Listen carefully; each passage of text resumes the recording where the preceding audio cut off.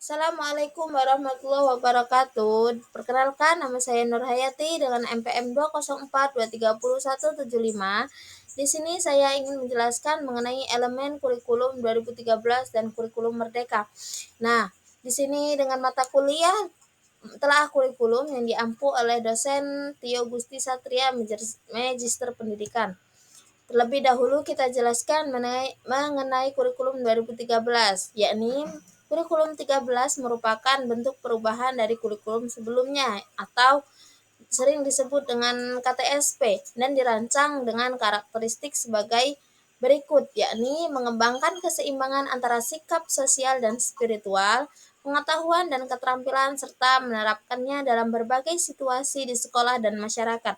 Menempatkan sekolah sebagai bagian dari masyarakat yang memberi pengalaman belajar agar peserta didik mampu menerapkan apa yang dipelajari di sekolah ke masyarakat dan memanfaatkan masyarakat sebagai sumber belajar, memberi waktu yang cukup leluasa untuk mengembangkan berbagai sikap pengetahuan dan keterampilan, lalu mengembangkan kompetensi yang dinyatakan dalam bentuk kompetensi inti kelas yang dirinci lebih lanjut dalam kompetensi dasar mata pelajaran. Nah, di sini kurikulum 13 memiliki standar kompetensi lulusan atau juga disebut dengan SKL.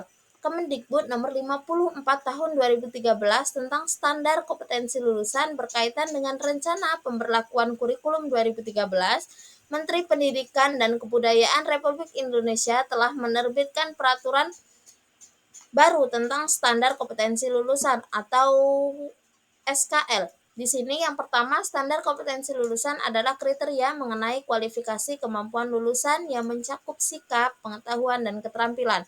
Nah, yang kedua ada standar kompetensi lulusan digunakan acuan utama mengembangkan standar isi, standar proses, dan standar penilaian pendidikan, dan lain-lain.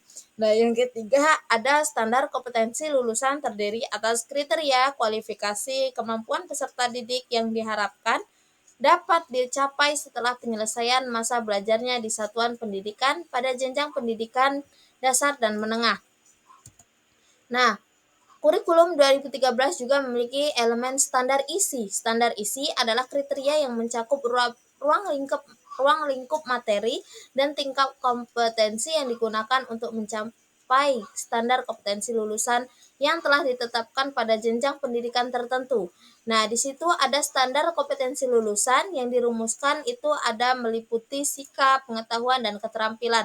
Artinya, setiap materi yang akan diterima oleh peserta didik beserta tingkat kompetensinya sudah dirumuskan ke dalam standar isi setiap mata pelajaran. Nah, yang ketiga ada zonasi dan domisili. Dalam pasal 17 draft rancangan peraturan Mendikdasmen disebutkan bahwa calon murid yang akan mendaftar melalui jalur domisili harus memiliki kartu keluarga atau KK yang diterbitkan minimal 1 tahun sebelum tanggal pendaftaran SPMB. Jika tidak memiliki KK karena kondisi tertentu, bisa digantikan dengan surat keterangan domisili dari lurah setempat yang menyatakan bahwa calon murid tersebut telah berdomisili di wilayahnya dalam 1 tahun terakhir. Nah, selanjutnya kurikulum merdeka. Kurikulum merdeka juga memiliki elemen-elemennya. Nah, di sini pengertian dari kurikulum merdeka tersebut, Nadiem Makarim kemudian mengenalkan kurikulum merdeka sebagai penyempurnaan dari kurikulum 2013 pada tanggal 10 Desember 2019. Ada 4 kebijakan merdeka belajar yang diterapkan, yaitu mengganti ujian sekolah berstandar nasional atau USBN dengan ujian atau asesmen internal sekolah, mengubah ujian nasional menjadi asesmen kompetensi minimum atau AKM, dan survei karakter.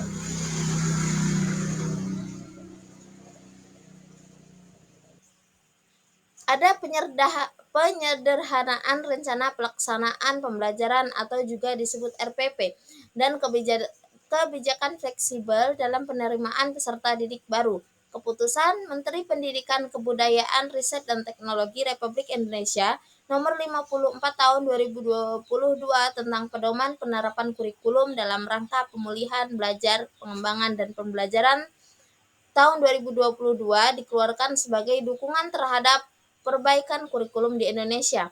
Nah, di sini elemen-elemen dari kurikulum merdeka, standar kompetensi lulusannya, kedudukan SKL sangat penting dalam implementasi kurikulum merdeka.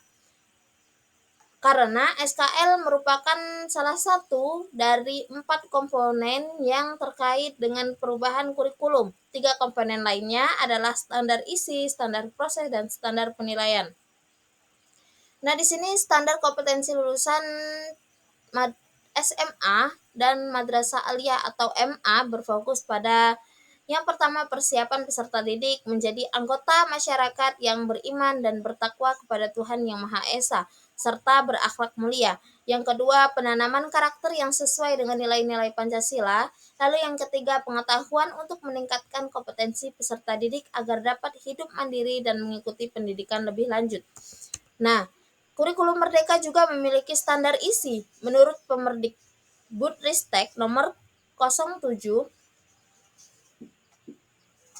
tahun 2022, standarisasi isi dalam kurikulum merdeka merupakan patokan materi yang harus disampaikan guru dalam proses pembelajaran, sehingga peserta didik dapat mencapai capaian pembelajaran pada setiap kompetensi yang telah ditetapkan. Standarnya setiap jenis dan jenjang pendidikan tertentu. Nah, di sini juga kurikulum merdeka juga memiliki zonasi dan domisili.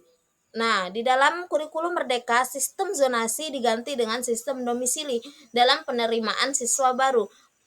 Pergantian ini dilakukan dalam sistem penerimaan murid baru atau SPMB tahun 2025. Perbedaan zonasi dan domisili. Zonasi itu mengacu pada jarak, sedangkan domisili mengacu pada wilayah. Zonasi dibagi berdasarkan zona prioritas, sedangkan domisili memperluas wilayah penerimaan siswa.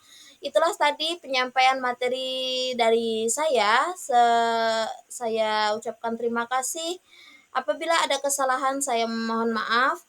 Nah, di sini saya ucapkan wassalamualaikum warahmatullahi wabarakatuh.